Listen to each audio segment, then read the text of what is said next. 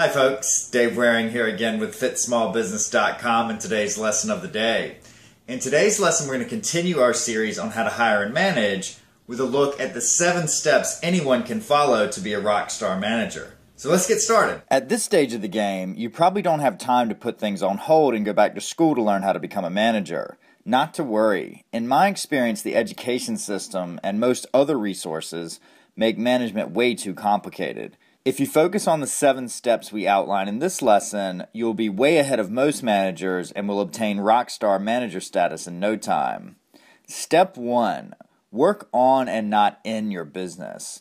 The difference between being an employee and a business owner or manager is that your job is to spend time finding the right people to fill roles and then helping those people do the best job possible. If you have a small business with just 1 or 2 employees, then you obviously don't need to spend 100% of your time managing them.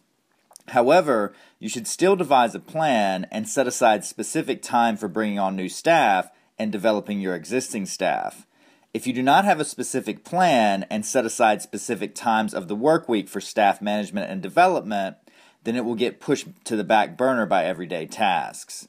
Make this switch early. Making the switch from the startup phase where my partner and I did everything ourselves to bringing on help was difficult for me. However, luckily I'd learned from my past management experience not to wait until we can no longer handle everything ourselves in order to bring in help. Keep in mind that you're going to have to spend time training your new staff. This means that initially hiring is going to increase your workload before your new employee is up to speed and can start taking things off your plate. This is why it's important to start hiring before your plate is 100% full. Step 2. Spend a lot of time on the recruiting and hiring process. Another reason to make the switch early is that the recruitment and hiring process is very time-consuming when done right. All too often, business owners and managers treat the hiring process like it's an unproductive use of their time that could be used to do other things that directly impact the bottom line, like selling. Think about it this way, though. A full-time employee is going to be spending somewhere around 2,000 hours a year working with you.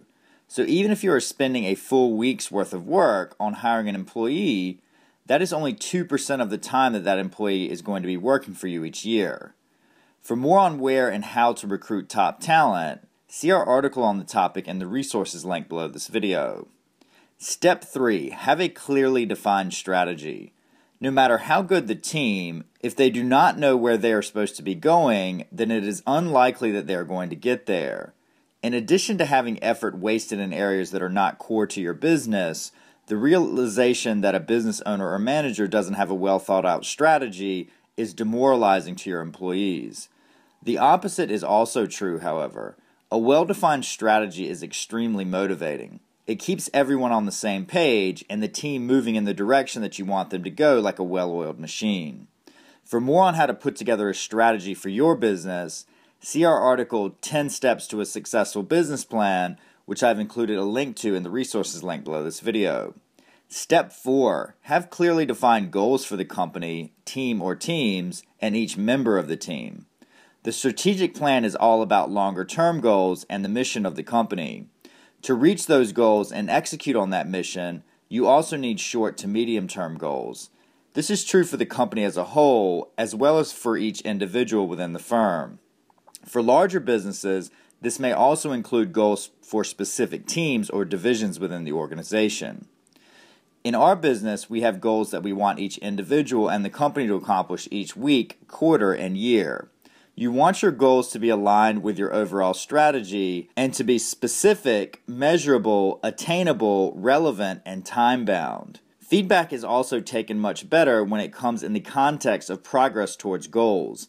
If everyone knows what is expected of them, then it should be obvious when someone is doing a good job or a poor job, and the appropriate feedback can be given. Step 5. Communicate. You can have the best strategy and goal-setting practices in the world, but they are useless if they are not communicated to everyone at the company. At Mark Waring Ventures, we have meetings each Monday where we cover progress on our goals from the previous week and discuss the goals for the coming week. Once a month, we also discuss progress towards our longer-term goals. As we discuss in our article 10 Steps to a Great Business Plan, strategy should be recorded in a keynote or PowerPoint slide deck shared with every employee, and updated when changes are made. If the business is not going well or a mistake has been made and strategy needs to be changed, then be honest. As long as you have a plan for resolving the issue or changing the strategy and communicate that plan to your staff, they will appreciate the candor and openness. Step 6. Solicit feedback. Employees are much more likely to buy into the overall strategy of the company and the goals being set if they are involved in the process of developing them. They are also much more likely to remain motivated through the good and bad times if they are encouraged to bring their concerns and their ideas for how the business can be improved to you. Step 7. Be decisive. Ultimately, it is the manager's job to make the decisions. There are so many unknowns when running a business that it is impossible to know with 100% certainty that you are making the right decision. Once you have made a decision, however, stick to it until there is hard evidence that it is not the correct course of action.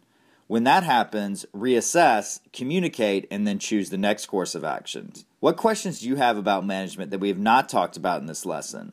Do you have some experience that you think will help others become better managers? Let us know in the comments section below. For more great advice on how to start and run a successful business, also be sure to visit us at fitsmallbusiness.com today. Thanks for watching.